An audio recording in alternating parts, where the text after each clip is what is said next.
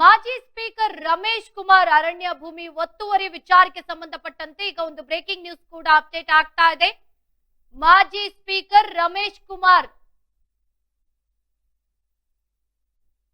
ಅರಣ್ಯ ಭೂಮಿ ಒತ್ತುವರಿ ವಿಚಾರಕ್ಕೆ ಸಂಬಂಧಪಟ್ಟಂತೆ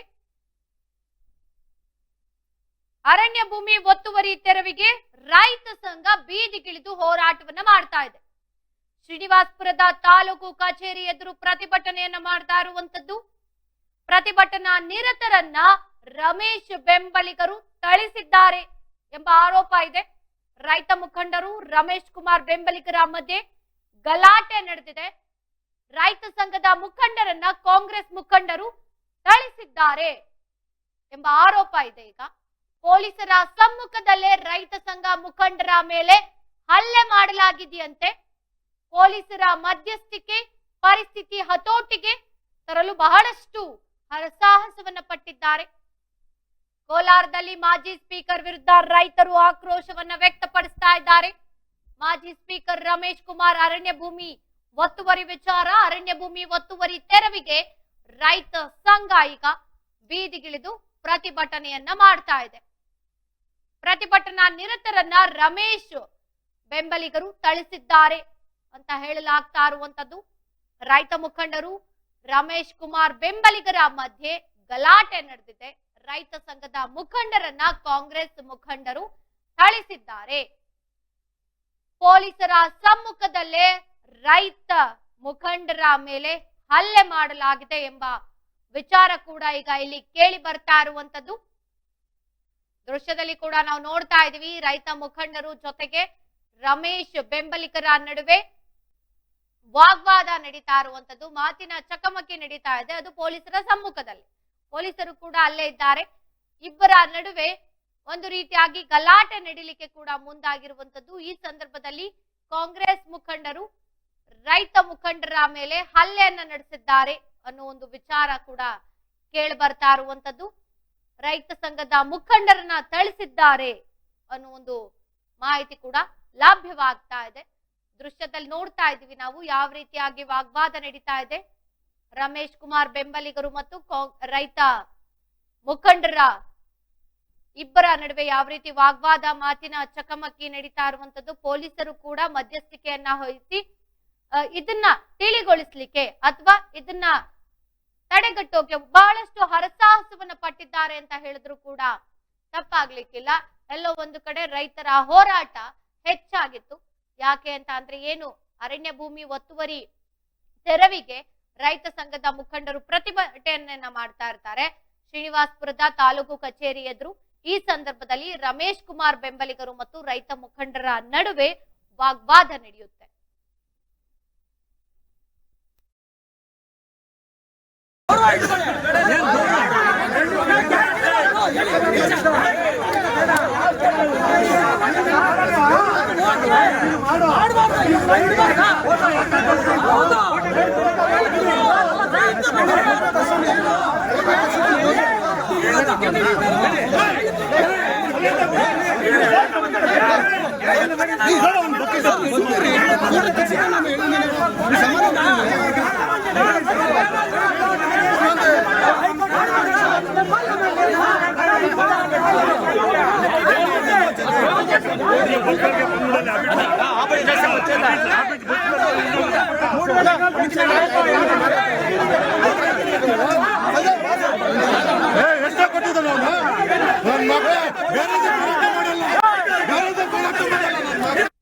ಇನ್ನು ಇದಕ್ಕೆ ಸಂಬಂಧಪಟ್ಟಂತೆ ಮತ್ತಷ್ಟು ಮಾಹಿತಿಯನ್ನ ನೀಡಲು ನಮ್ಮ ಪ್ರತಿನಿಧಿ ರಾಮಪ್ಪ ಕೂಡ ದೂರವಾಣಿ ಸಂಪರ್ಕದಲ್ಲಿದ್ದಾರೆ. ರಾಮಪ್ಪ, ಈಗ ರೈತರು ಒಂದು ಕಡೆ, ಮತ್ತೊಂದು ಕಡೆ ಕಾಂಗ್ರೆಸ್ ಮುಖಂಡರು ಅಥವಾ ಏನು ರಮೇಶ್ ಕುಮಾರ್ ಬೆಂಬಲಿಗರು, ಇವರ ಮಧ್ಯೆ ಒಂದಷ್ಟು ವಾಗ್ವಾದ ನಡೆದಿದೆ. ಹಲ್ಲೆ ಕೂಡ ಮಾಡಿದ್ದಾರೆ ರೈತ ಮುಖಂಡರ ಮೇಲೆ ಅನ್ನೋ ಒಂದು ವಿಚಾರ ಇದೆ. ಸೊ ಇದ್ರ ಬಗ್ಗೆ ಅಪ್ಡೇಟ್ಸ್ ಏನಿದೆ? ಹೌದು, ಇದ್ರಲ್ಲಿ ಏನಾಗಿದೆ, ಜಿಗಲಕೋಟೆ ಸರ್ವೆ ನಂಬರ್ 2ರಲ್ಲಿ 61 ಎಕರೆ 31 ಎಕರೆ ಜಮೀನು ಒತ್ತುವರಿ ಈಗ ರೈತ ಸಂಘದ ಹೋರಾಟ ಆಯ್ತು. ಒತ್ತುವರಿ ಪ್ರತಿಭಟನೆ ಮಾಡ್ತಾ ಇದ್ರು. ಕೆಲವು ಸುಮಾರು ದಿನಗಳಿಂದ ಸರ್ಕಾರ ಹೈಕೋರ್ಟ್ ಸುಪ್ರೀಂ ಆದೇಶ ಮಾಡಿತ್ತು, ಸರ್ವೆ ಮಾಡಿ ಇದಕ್ಕೆ ಏನಿದೆ ಅಂತ ಕೊಡ್ಬೇಕಂತ ಆದೇಶ ಮಾಡಿತ್ತು. ಬಟ್ ಕಂದಾಯ ಹಾಗೂ ಮತ್ತು ಸರ್ವೆ ಇಲಾಖೆ ಅಧಿಕಾರಿಗಳಿಂದ ಸರಿಯಾದ ರೀತಿಯಿಂದ ಯಾವುದೇ ರೀತಿಯಂತ ಅಂದ್ರೆ ಸರ್ವೆ ನಡೆದ ಕಾರಣ ದಿನೇ ದಿನೇ ಇದು ಕಾವು ಹೆಚ್ಚಾಗುತ್ತದೆ. ರೈತ ಸಂಘಟನೆಗಳು ಪ್ರತಿಯೊಂದು ದಿವಸನೂ ಈ ತರ ಮಾಡ್ತೀವಿ ಅಂತ ಎಚ್ಚರಿಕೆಯನ್ನ ನೀಡಲಾಗಿತ್ತಪ್ಪ. ಈಗ ಜೊತೆಗೆ ಈಗ ರೈತ ಮುಖಂಡರ ಮೇಲೆ ಹಲ್ಲೆ ಮಾಡಿದ್ದಾರೆ ಅನ್ನೋ ಒಂದು ವಿಚಾರ ಇದೆಯಲ್ಲ, ಸೊ ಇದಕ್ಕೆ ಸಂಬಂಧಪಟ್ಟಂತೆ ಪೊಲೀಸರು ಕೂಡ ಅಲ್ಲೇ ಇದ್ರು. ಸೊ ಯಾವ ರೀತಿ ಕ್ರಮ ಕೈಗೊಂಡಿದ್ದಾರೆ ಅಂತ? ಹೌದಲ್ಲಿ ಇಲ್ಲಿ ಏನಾಗಿದೆ ಅಂದ್ರೆ ಈಗ ಆಲ್ರೆಡಿ ಇವರು ರೈತ ಮುಖಂಡರಾದಂತ ನಾರಾಯಣಗೌಡ ಹಾಗೂ ನಾಗರಾಜ್ ಗೌಡ ಅವರು ತಾಲೂಕು ಹೊಂಡದ ಮುಂದೆ ಪ್ರತಿಭಟನೆಯನ್ನ ಕೈಗೊಂಡಿದ್ರು. ಪ್ರತಿಭಟನೆ ಕೈಗೊಂಡ ಖಂಡದಲ್ಲಿ ಇದೇ ಸಂದರ್ಭದಲ್ಲಿ ಕೆ ರಮೇಶ್ ಕುಮಾರ್ ಅಂದ್ರೆ ಮಾಜಿ ವಿಧಾನಸಭಾ ಅಧ್ಯಕ್ಷರಾದಂತಹ ಕೆ ರಮೇಶ್ ಕುಮಾರ್ ಭಾವಚಿತ್ರಕ್ಕೂ ಪ್ರತಿಭಟನೆ ಕೈಗೊಂಡಿದ್ರು. ಈ ಭಾವಚಿತ್ರನ ತಿಳಿದಂತಹ ಕಾಂಗ್ರೆಸ್ ಮುಖಂಡರು ಹಾಗೂ ಯುವಕರು ಸದಸ್ಯರು ಏನು ಮಾಡೋದು ಅಂದ್ರೆ ಏಕಾಕಿ ಬಂದು ರೈತರ ಮೇಲೆ ಹಲ್ಲೆ ಮಾಡಿರುವಂತದ್ದು ಈ ವಿಡಿಯೋ ಸಮಾಜ ತಾಣಗಳಲ್ಲಿ ವೈರಲ್ ಆಗ್ತದೆ. ಬಿಗಿ ಪೊಲೀಸ್ ಬಂದೋಬಸ್ತ್ ಇದ್ರೂ ಕೂಡ ರೈತರ ಮುಖಂಡರ ಮೇಲೆ ಹಲ್ಲೆ ಆಗಿರುವಂತದ್ದು ಖಂಡನೀಯವಾದ ಕಾಣಿಸ್ತಿದೆ. ಧನ್ಯವಾದ ತಮ್ಮೆಲ್ಲ ಮಾಹಿತಿಗಾಗಿ ರಾಮಪ್ಪ. ಇನ್ನು ರೈತ ಮುಖಂಡರು ಮತ್ತು ಕಾಂಗ್ರೆಸ್ ಬೆಂಬಲಿಗರು ಅಥವಾ ರಮೇಶ್ ಬೆಂಬಲಿಗರು ಏನಿದ್ದಾರೆ ಮಾತಿನ ಚಕಮಕಿ ನಡೆಯಿತು, ಜೊತೆಗೆ ಹಲ್ಲೆ ಕೂಡ ಮಾಡಲಾಗಿದೆ ಅನ್ನೋ ಒಂದು ವಿಚಾರ ಕೂಡ ಕೇಳಿ ಬಂದಿರುವಂತದ್ದು. ಸೊ ಇದಕ್ಕೆ ಸಂಬಂಧಪಟ್ಟಂತೆ ಈಗ ಯಾವ ರೀತಿ ಕ್ರಮ ಕೈಗೊಂಡಿದ್ದಾರೆ ಪೊಲೀಸರು ಅನ್ನೋದನ್ನ ಕಾದು ನೋಡ್ಬೇಕಿದೆ.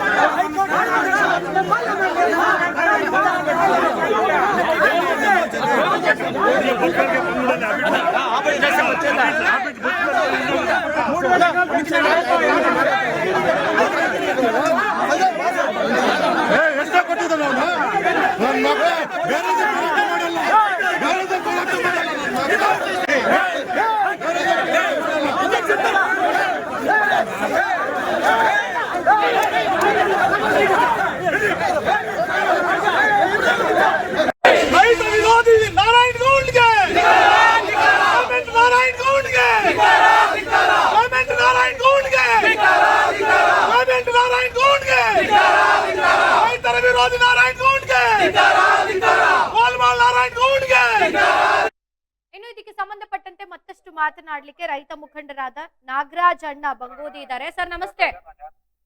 ನಮಸ್ತೆ ಸರ್, ಈಗ ಏನು ನಿಮ್ಮ ರೈತ ಮುಖಂಡರು ಮತ್ತೆ ರಮೇಶ್ ಬೆಂಬಲಿಗರ ನಡುವೆ ಒಂದಷ್ಟು ವಾಗ್ವಾದ ನಡೆದಿದೆ, ಜೊತೆಗೆ ಅರಣ್ಯ ಭೂಮಿ ಒತ್ತುವರಿ ಮಾಡಿದ್ದಾರೆ, ಇದರ ವಿರುದ್ಧ ಕೂಡ ಪ್ರತಿಭಟನೆಗೆ ರೈತರು ಮುಂದಾಗಿರುವಂತದ್ದು. ಸೊ ಇದ್ರ ಬಗ್ಗೆ ಏನ್ ಹೇಳ್ತೀರಾ?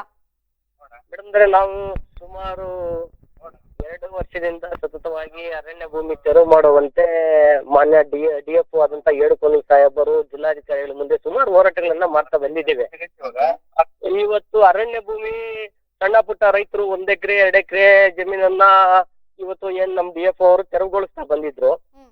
ಅದಕ್ಕೆ ನಾವು ಸರ್ಕಾರ ಕೊಟ್ಟು ಬೆಂಬಲವಾಗಿದ್ದೀವಿ. ಯಾಕಂದ್ರೆ ಸರ್ಕಾರದ ಅರಣ್ಯ ಭೂಮಿ ಉಳಿಲಿ, ಕೆರೆ ಕುಂಟೆಗಳು ಉಳಿಬೇಕು, ರೈತರು ಮಳೆ ಬೆಳೆ ಚೆನ್ನಾಗಾಗಬೇಕಂತ ಹೋರಾಟವನ್ನ ಮಾಡ್ತಾ ಬಂದಿದ್ವಿ. ಇವತ್ತು ನಾವು 4 ದಿನ ಮುಂಚೆನೆ ಸರ್ಕಲ್ ಅವ್ರಿಗೆ SP ಸಾಹೇಬ್ರಿಗೆ ನಾವು ರಿಕ್ವೆಸಿಷನ್ ಕೊಡ್ತೀವಿ. 9ನೇ ತಾರೀಕು ಅರೆಬೆತ್ತಲೆ ನಾವು ಹೋರಾಟವನ್ನ ಮಾಡ್ತೇವೆ.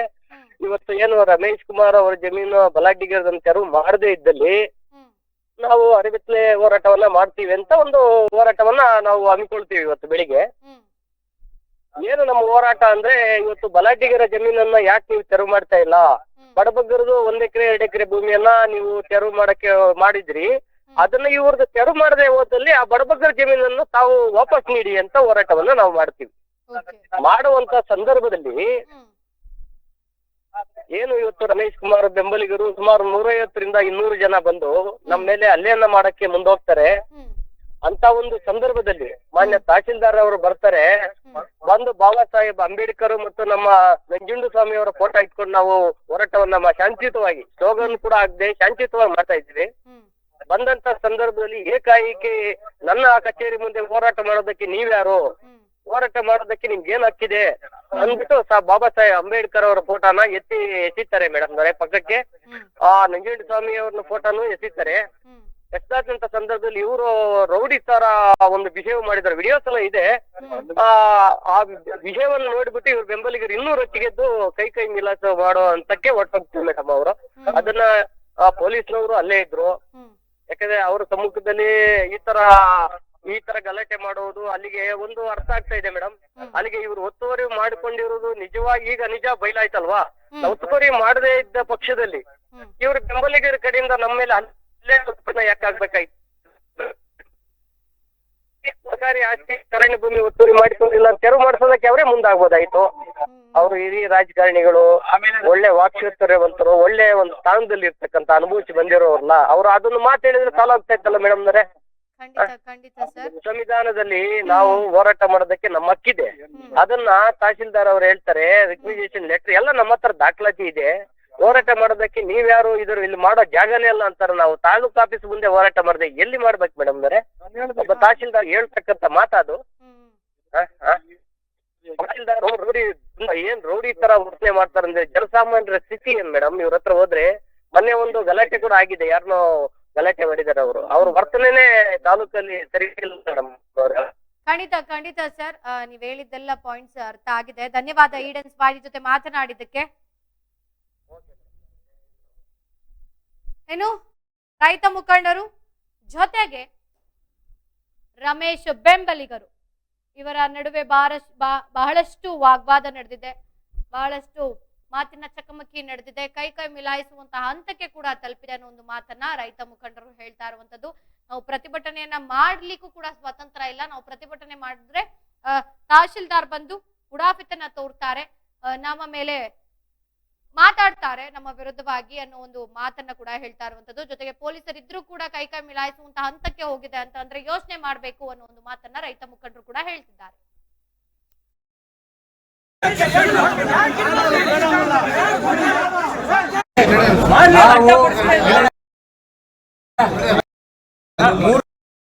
ದಿನಗಳ ಮುಂದೆ ಪೇಪರ್ ಸ್ಟೇಟ್ಮೆಂಟ್ ಹಾಕಿದ್ದೀನಿ. ಇವತ್ತು ಹೈಕೋರ್ಟ್ ಆದೇಶದಂತೆ ಜಿಂಗಲಕುಂಟೆ ಒಂದು ಸರ್ವೆ ನಂಬರ್ 1 ಮತ್ತು 2 ಸರ್ವೆ ಮಾಡಿಸಿ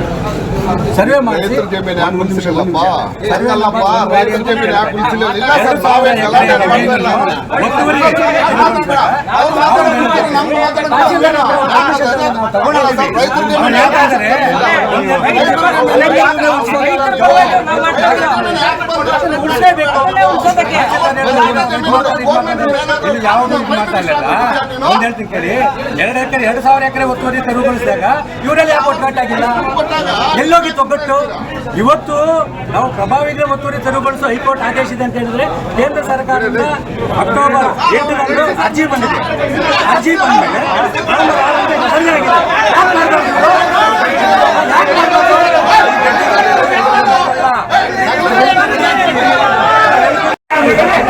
ಯಾವುದೇ ಪರ್ಮಿಷನ್ ತಗೊಂಡಿರಲ್ಲ, ಬಂದು ಕುತ್ಕೊಂಡು ಅನಗತ್ಯವಾಗಿ ಇವತ್ತು ಮೀಟಿಂಗ್ ಕರ್ತೀನಿ. BS RS ಬಗರುಪ್ಪು ಮತ್ತು 1 to 5 ತುಂಬಾ ಇಂಪಾರ್ಟೆಂಟ್. ಇದು ನಾವು ಅದ್ರ ಬಗ್ಗೆ ಮೀಟಿಂಗ್ ಕರೆದಿದ್ವಿ. ಇಲ್ಲಿ ಬಂದು ನ್ಯೂಸೆನ್ಸ್ ಮಾಡಿಕೊಂಡು ಬಟ್ಟೆ ಬಿಚ್ಚಿಬಿಟ್ಟು ಇಟ್ಕೊಂಡಿದ್ದಾರೆ. ಒಳಗಡೆ ಯಾರನ್ನು ಬಿಡ್ತಾ ಇಲ್ಲ. ಬೇರೆ ಯಾರೋ ಬಂದು ಅವ್ರ ಮೇಲೆ ಗಲಾಟೆ ಮಾಡ್ತಾ ಇದ್ರು. ಇಬ್ಬರನ್ನು ಕದಿಸಿ ಇಲ್ಲಿಂದ ತೆಗೀರಿ ಅಂತ ನಾನು ಪದೇ ಮನವಿ ಮಾಡಿದೆ. ತುಂಬಾ ಗಲಾಟೆ ಮಾಡ್ತಾ ಇದ್ರು.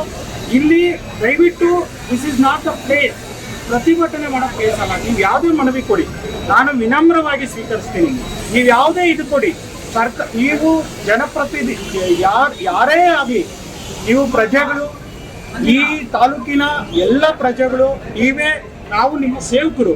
ಹಾಗಂತ ಹೇಳ್ಬಿಟ್ಟು ನಮ್ಮ ಒಂದು ನಾರ್ಮಲ್ ಫಂಕ್ಷನರೀಸ್ನ, ಆಫೀಸ್ ಫಂಕ್ಷನರೀಸ್ನ ನಿಲ್ಲಿಸೋ ಥರ ದಯವಿಟ್ಟು ಇಲ್ಲಿ ಯಾವುದೇ ಒಂದು ಕಾರ್ಯಕ್ರಮ ಅವಕಾಶ ನಾವು ಯಾರನ್ನ ಒಳಗಡೆ ಬಿಡಿಲ್ಲ ಅಂತ ಹೇಳಿ ಪೊಲೀಸ್ ಇಲ್ಲಿ ಬಂದು ಇಬ್ರು ಗಲಾಟೆ ಮಾಡ್ತಾ ಇದ್ದಾಗ ನಾನು ತುಂಬಾ ಹೊತ್ತು ಕಾದೆ, ಸುಮಾರು 15-20 ನಿಮಿಷ ಫುಲ್ ಗಲಾಟೆ ಮಾಡ್ತಾ ಇದ್ದಾರೆ. This is not the place, ಗಲಾಟೆ ಮಾಡೋ ಪ್ಲೇಸ್ ಅಲ್ಲ ಇದು, ಇಲ್ಲಿ ಹೊಡೆದಾಡ್ಕೊಳೋ ಪ್ಲೇಸ್ ಅಲ್ಲ. ಇಲ್ಲಿ ವಿತೌಟ್ ಪರ್ಮಿಷನ್ ಕುತ್ಕೊಳೋದು ತಪ್ಪು. ನೀವು ಮನವಿ ಕೊಡಿ, ನಾನು ತಗೊಳ್ತೀನಿ.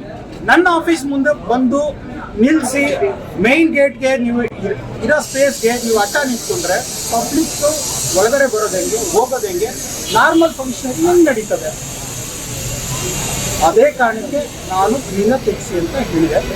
ಇದರಲ್ಲಿ ಅಕಸ್ಮಾತ್ ಅವ್ರಿಗೆ ಈ ಎಲ್ಲ ಇನ್ಫಾರ್ಮೇಶನ್ ಪಬ್ಲಿಕ್ ಇದರಲ್ಲಿ ಒಂದು ಆಫೀಸಲ್ಲಿ ಹೆಂಗೆ ನಡ್ಕೊಬೇಕು, ಪಬ್ಲಿಕ್ ಇದು ಅವ್ರಿಗೆ ಇದಿಲ್ಲ ಅಂದರೆ ನನ್ನಿಂದ ಅವ್ರು ತೊಂದರೆ ಆಗಿದ್ದ ಕ್ಷಮೆನೂ ಕೇಳ್ತೀನಿ. ಆದರೆ ಇನ್ನೊಂದ್ಸತಿ ಈ ಥರ ಮಾಡಕ್ಕೆ ಹೋಗ್ಬಿಡಿ. ಯಾವುದೇ ಮನವಿ ಕೊಡಿ, ನನ್ನ ಹತ್ರ ಬಂದು ಮಾತಾಡಿ. And open to everyone. ಈ ಆಫೀಸಿಗೆ ಬಂದಾಗಿಂದ ನಾನು ಎಲ್ಲ ಪರವಾಗಿ ಎಲ್ಲಾನು ಇದು ಮಾಡ್ತಾ ಇದ್ದೀನಿ. ಇಲ್ಲಿ ಬಟ್ಟೆ ಬಿಚ್ಚಿಬಿಟ್ಟು ನೀವು ಈ ಥರ ಬಿಟ್ಕೊಳೋ ಅಗತ್ಯ ಇಲ್ಲ. ನೀವು ಯಾವುದೇ ಮನವಿ ಕೊಡಿ, ನಾನು ತಗೊಳ್ತೀನಿ. ಪ್ರತಿಭಟನೆಗಾದರೆ ನೀವು ಪುರಸಭೆಯಿಂದ ಮತ್ತು ಪೊಲೀಸಿಂದ ಪರ್ಮಿಷನ್ ತಗೊಂಡು ಎಲ್ಲಾದರೂ ಪ್ರತಿಭಟನೆ ಮಾಡ್ಬೋದು. ಪುರಸಭೆ ಮತ್ತು ಅದಕ್ಕೆ ಅಂತ ಮೀಸಲಿಟ್ಟಿರೋ ಜಾಗದಲ್ಲಿ ನೀವು ಖಂಡಿತ ಪ್ರತಿಭಟನೆ ಮಾಡ್ಬೋದು. ಆಫೀಸ್ ಡೈಲಿ ಫಂಕ್ಷನರಿಗೆ ನಾವು ಡೈಲಿ ಏನು ದಿನಪ್ರತಿ ಚಟುವಟಿಕೆಗಳಿಗೆ ಅಡ್ಡಿಪಡಿಸೋ ಥರ ದಯವಿಟ್ಟು ಇದು ಮಾಡಬೇಡಿ. ಯಾಕಂದರೆ ಲೇಟ್ ಆದರೆ ನೀವೇ ಬಂದು ತಿಳಿಸ್ತೀರಾ, ಇಷ್ಟು ದಿವಸ ಆಯಿತು, ಅಷ್ಟು ದಿವಸ ಆಯಿತು ಅಂತ. ನಾವು ಇದನ್ನು ಫಾಸ್ಟ್ ಮಾಡೋದಕ್ಕೆ ಈಗ ಆಲ್ರೆಡಿ 2-3 ಆ್ಯಪು ತುಂಬ ಫಾಸ್ಟಾಗಿ ನಡೀತಾ ಇದೆ. 1 to 5 ಬಗರುಕುಂದು ನಮಗೆ ಟಾರ್ಗೆಟ್ಸ್ ಇದೆ. ನಾವು ಅದನ್ನು ಫುಲ್ಫಿಲ್ ಮಾಡಬೇಕಾಗಿದೆ ವಿತಿನ್ ಟೈಮ್. ಆಫೀಸ್ಗೆ ತೊಂದರೆ ಕೊಡೋ ಕೆಲಸನ ದಯವಿಟ್ಟು ಯಾರು ಮಾಡಬೇಡಿ ನನ್ನ ವಿನಮ್ರ ಮನವಿ. Thank you.